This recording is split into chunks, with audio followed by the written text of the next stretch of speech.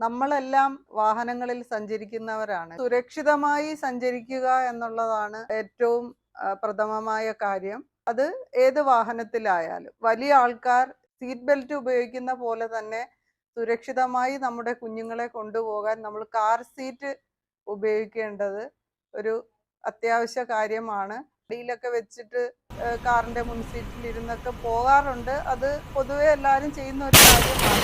പക്ഷെ അത് സുരക്ഷിതമായ ഒരു കാര്യമല്ല. ന്യൂ ബോൺ ബേബി മുതൽ 5 വയസ്സ് വരെയുള്ള കുട്ടികളെ നമ്മൾ കാർ സീറ്റ് ഉപയോഗിച്ച് ശീലിപ്പിക്കേണ്ടത് അത്യാവശ്യമായ കാര്യമാണ്.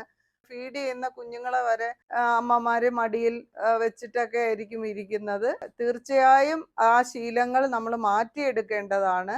അതിനുള്ള സംവിധാനങ്ങൾ വിപണിയിലുണ്ട്.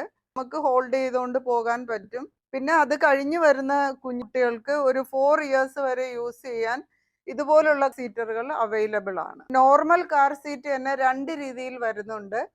സീറ്റ് ബെൽറ്റിൽ ബെൽറ്റ് കണക്ട് ചെയ്ത് യൂസ് ചെയ്യുന്നതും പിന്നെ ISO ഫിക്സ് എന്ന് പറയുന്ന സംവിധാനമുള്ള കാർ സീറ്റും വിപണിയിലുണ്ട്. എല്ലാവരും സുരക്ഷിതമായിരിക്കുക.